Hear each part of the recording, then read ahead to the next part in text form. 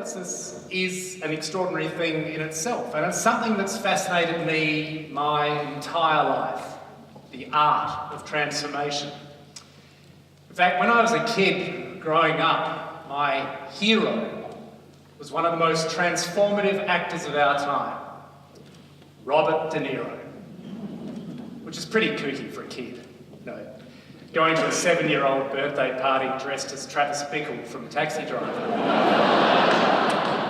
Shorts, t-shirt, sunglasses, mohawk. The birthday kid's mum would say to me, "Would you like some more cake, Bill?" And I'd say, "You talking to me?" She'd say, "I don't know who I'm talking to, but I will be talking to your parents." But pretty much everything I've ever done, from acting to writing to studying business and entrepreneurship, has come back to transformation and why people transform. In fact, when I was an actor, I was once in a play where I spent 75% of the play on stage, completely naked. And people would ask me, "Why did you do that?" And I'd say, "I don't dye a caterpillar," which just confused them even more. As it did a few years later when I was doing my Masters in Entrepreneurship, and in the classes we discussed these famous entrepreneurs and how it was that they managed to transform themselves and their businesses. And I'd say to the class, "They don't dye a caterpillar." And the class would say, "What the hell are you talking about?" So it was around that time I thought, you know what, I really need to work out this "don't die a caterpillar" statement. So I did, or at least I did with the help of lepidopterists. Now, lepidopterists are the people who study butterflies. And what they know about the caterpillar-butterfly metamorphosis is staggering. From the stages of metamorphosis, to the hormones that make it happen, to the fact that 95% of the caterpillar pretty much dissolves within the chrysalis. It's amazing and extraordinary, and it defies logic, and I could talk about it for hours. I love it that much. But there's something about it I love more than anything else. And that's why. Why does a caterpillar transform? Why does it transform into a butterfly? Now, as humans, we get the importance of knowing our why, of knowing our purpose, of knowing why we do what we do, so that what we do and how we do it serves our true purpose for being on this planet. And we all have a purpose, we all have a reason for being here, I believe we do. But as it turns out, that's why a caterpillar doesn't die a caterpillar. Why it transforms. Because if it doesn't, it cannot do what it is here to do, which is procreate. A caterpillar's why is to procreate. But caterpillars don't procreate. Butterflies do. So in order for a caterpillar to do what it is here to do, it must transform into its true self, which is a butterfly. And this is where caterpillars are so much luckier than us. Because caterpillars are hardwired to transform. They are hardwired to do what they are here to do. Whereas we, as humans, we're soft-wired. We do have a choice. And because we have a choice, how many of us actually make a decision?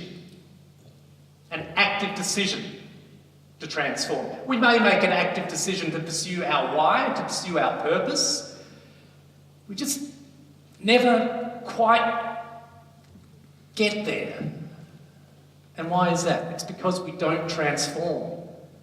We don't transform into our true selves, and you have to show the world your true self, because if you don't, you will not be able to do what you are here to do. Now, I don't mean that if you don't transform, you can't be successful or wealthy or be a good person or lead a good life. I just mean that if you truly want to do what you are truly here to do, then you must transform into your true self to do it. So what goes wrong? Why don't people transform? Well, some people don't want to transform.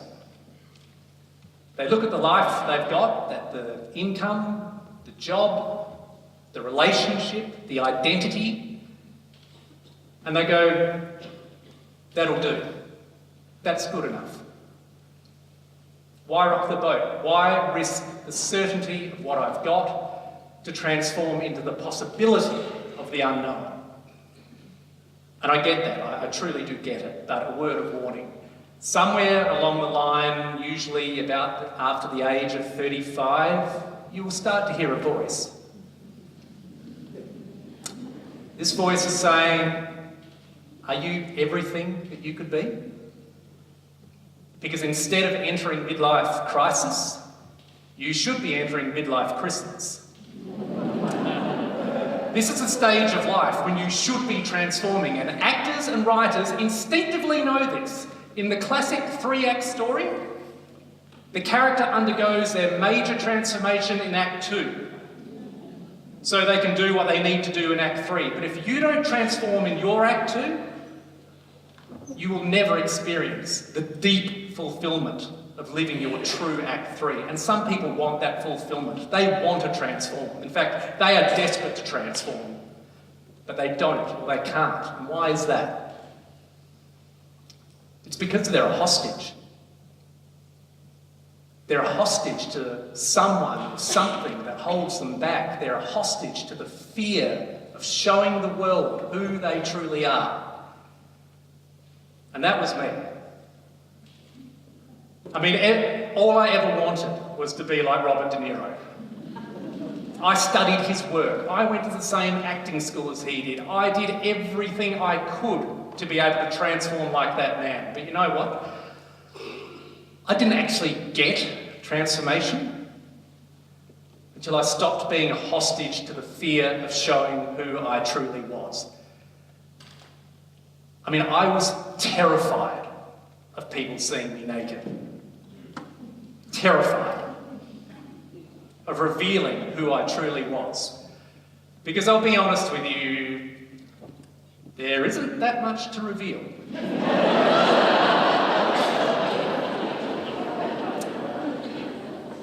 I was hostage to a crippling insecurity about a part of my body. But the day I stood on that stage, completely naked, and said, this is it, this is me, these are my true colours, that was the day I got transformation, and that was the day I began to do what I am here to do. And that's what it takes. You've got to stand on stage naked. I mean, not literally. We're not all about to get up here now and take it in turns. It's okay. But you've got to stand on stage naked. You've got to go, this is me. Whatever that means for you, whether that's your body or your personality or your sexuality or your beliefs or your talents or your story. You've got to go, this is me. And I no longer owe the world an apology for who I truly am.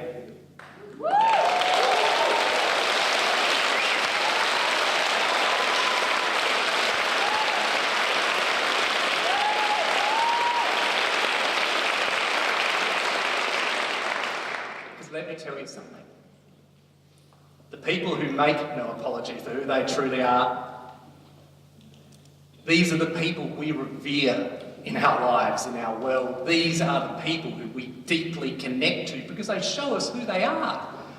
They show us the colour of their wings. They show us their imperfections, and nothing is more magnetic than courageous imperfection. Nothing. These people draw us to them like a butterfly attracts a mate by showing its wings. We connect to these people, they inspire us, they lead us, they make us want to follow them to the ends of the earth. These people are our heroes because they're our magnets. Whether it's Gandhi or Amy Schumer, it does not matter because these people show us their who. They show us who they really are. And if you deeply want to connect, if you deeply want to draw in the people who matter in your life, whether that's a partner, your family, your clients, your teammates, you have to show them who you truly are. You have to show them the colour of your wings, no matter what those colours are. And you have to do it so you can do what you are here to do. Whether that's changing the world, or changing a country, or changing a community, changing a business, or changing the life of a single person. Actually, you start with a single person. And that person is you. You. All we want is you. Not the caterpillar you, not the hostage you. The butterfly you, the hero you, the real you. Don't die a caterpillar. Transform into your true self and show us the colour of your wings. You know who you are. So show us and watch what happens. Thank you very much.